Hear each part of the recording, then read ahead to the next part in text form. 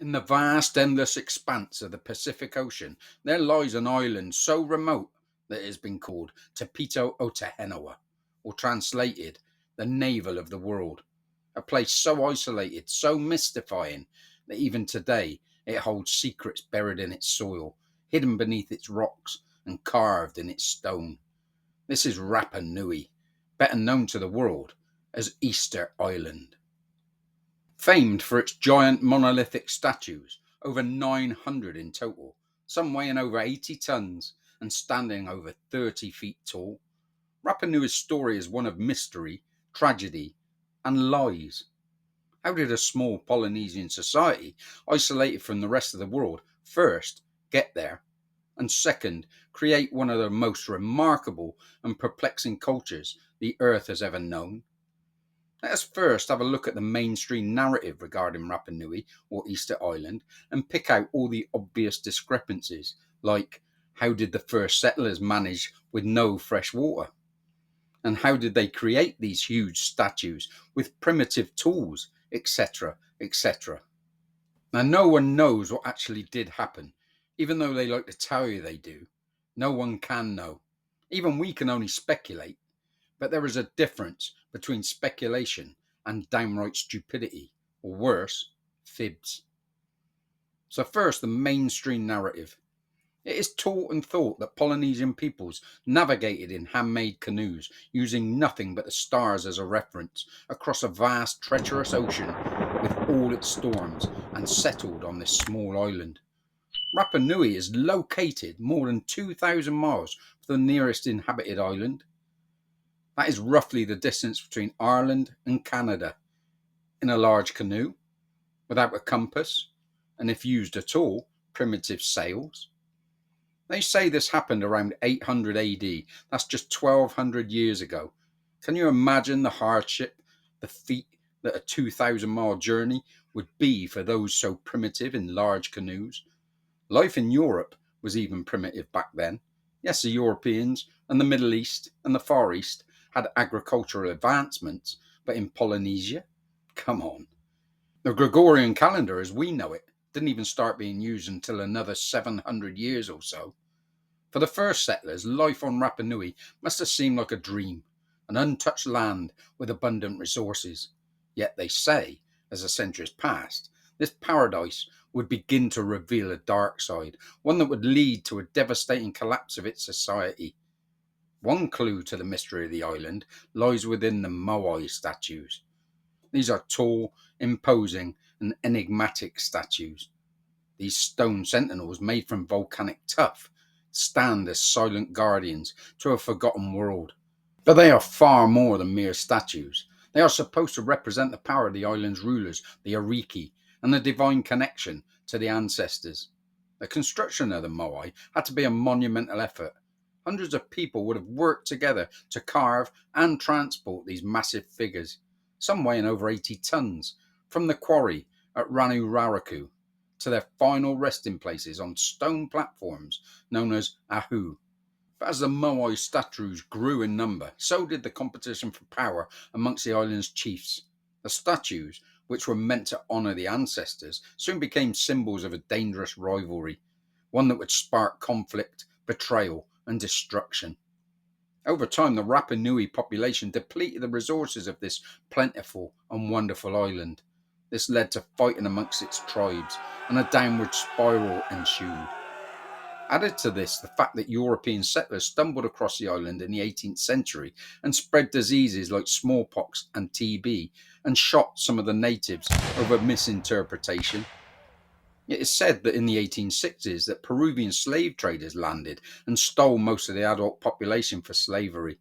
This included all of the elders who had insight into the island's past, the ones who could tell stories, the ones who could tell us the truth. In the end, only 111 natives were left. Just after these slavery abductions, a Christian missionary discovered what is known as the Rongo Rongo tablets. The objects are mostly tablets shaped from irregular pieces of wood, including a chieftain's staff and ornaments. On them is a kind of writing, a kind of language. It would be one of very few inventions of writing in human history. One problem: No one can decipher them, as all the Rapa Nui natives that could understand these tablets were taken by the Peruvian slave traders. These tablets are truly amazing. It's unique. The locals, although they cannot read or translate any of the writings, say it is written in a reverse boustrophedon, left to right and bottom to top. That is, the reader begins at the bottom left-hand corner of the tablet, reads a line from left to right, then rotates the tablet 180 degrees or upside down to continue on the next line.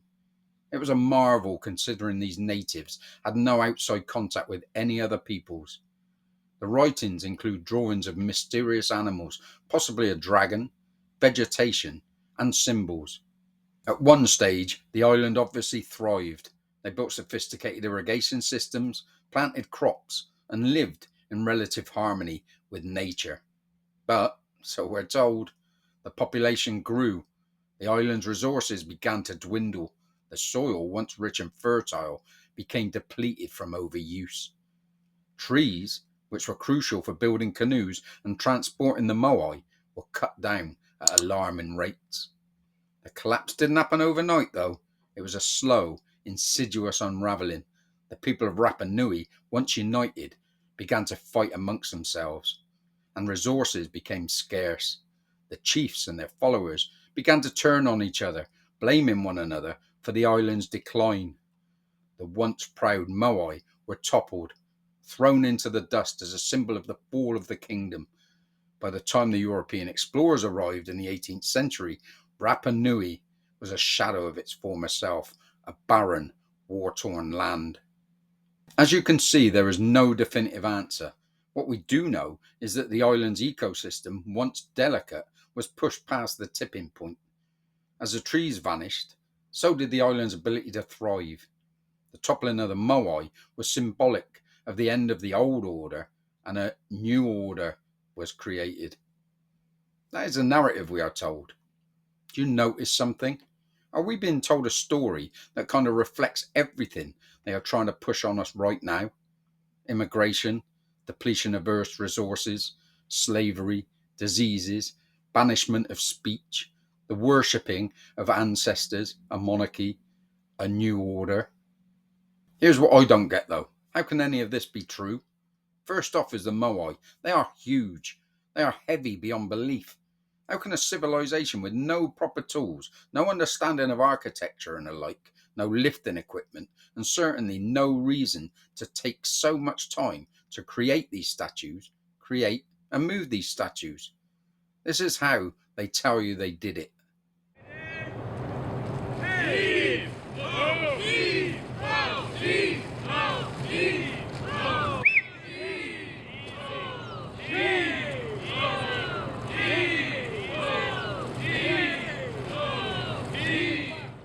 But what they don't tell you is that some of these monoliths were transported long distances. Some were transported uphill and downhill. How could they do this with this method? And how on earth did they lift them onto the 6 foot high plinths? One other thing, and this was only discovered recently, but they are not just heads. What you don't see on a lot of them is that the bodies are buried in the soil and quite a way down. They will tell you this is due to sediment shifting. For that amount of soil or sediment to shift, it would take thousands upon thousands of years, not just a few hundred. Something ain't right.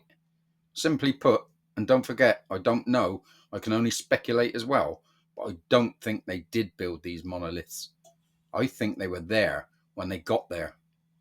Have we got to believe that these huge statues were carved out of massive stone blocks with little primeval tools like shark teeth or sharpened wooden spikes or small serrated stones?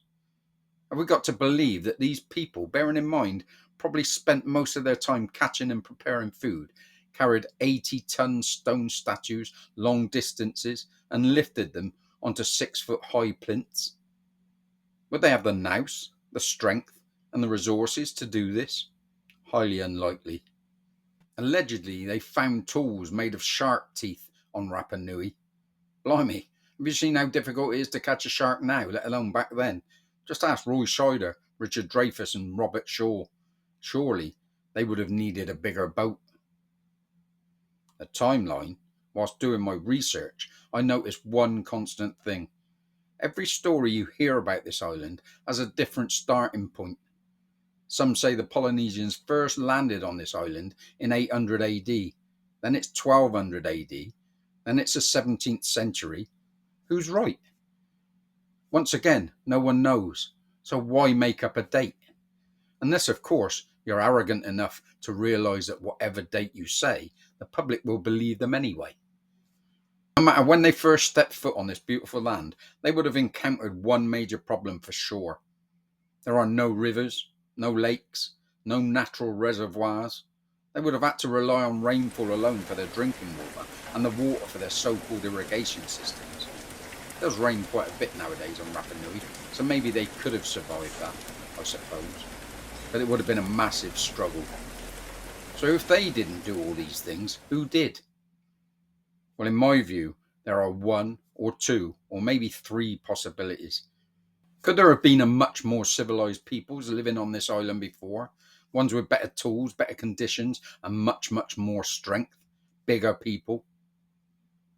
Giants? Try not to scoff. If you're open-minded enough to believe today's narrative, which is unbelievable, what's to stop you believing this? I believe giants existed in times gone by. Another theory that flies about: what about extraterrestrials? Could these Rapa Nui natives have lived on this island far longer than we are told and had help from another species, another race, another alien race? And were these monoliths not built of their ancestor chiefs, but of their ancestor race? A tad far-fetched, but I'm not going to dismiss it entirely. At the end of the day, the powers that be, the ones who think they can control us now, are definitely hiding our history. Something went on in our past, and they won't let us know. How about the Moai were built by ancient Egyptians or other cultures? There are claims that the style and construction of the Moai statues are similar to those of ancient Egyptian or other civilizations like the Polynesians or the Mayans. This theory proposes that there was ancient contact between distant civilizations, possibly even suggesting that Egyptians or other groups with advanced knowledge travelled across the world to build the statues. I mean, evidence is being discovered in the United States that the Egyptians once inhabited the Grand Canyon. Lots of Egyptian artifacts and treasures are being found in the depths of this great wonder all the time now. No one knew this. So who's to say they didn't inhabit Rapa Nui at some stage? Some argue that the Rapa Nui was a lost colony of an ancient empire, possibly linked to the ancient Phoenicians or even the Chinese. The theory persists that these ancient cultures reached the island long before the commonly accepted Polynesian settlement and left behind clues in the form of the statues and other archaeological evidence. Some believe that the Moai statues have spiritual or mystical powers. Most face inland with their backs to the sea, looking on over the natives.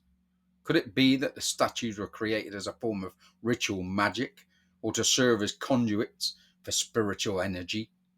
Some view the statues as guardians with the ability to influence events on the island or even the fate of the world.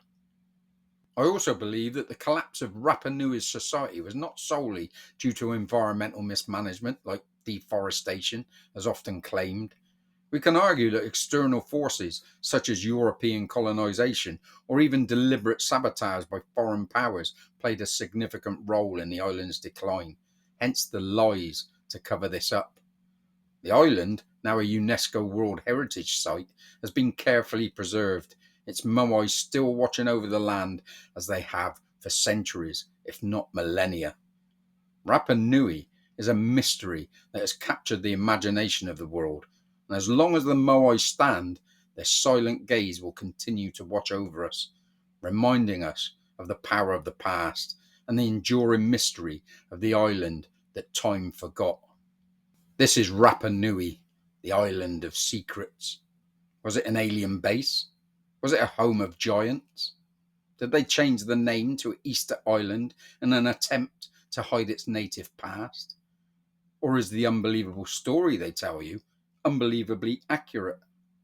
Oh, and one more thing. Are they telling us what they think we are really like by using the Moai in the movies? Go! Dum dum. Yes? You be the judge. Thanks for watching. Hope you like this new series. One thing is for sure, they are not telling us the truth about our history.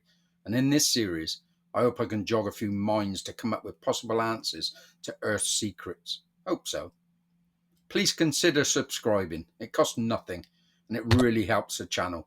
And tap that notification bell so you don't miss out on future episodes. Let me know in the comments what you think of Easter Island. Have you been there?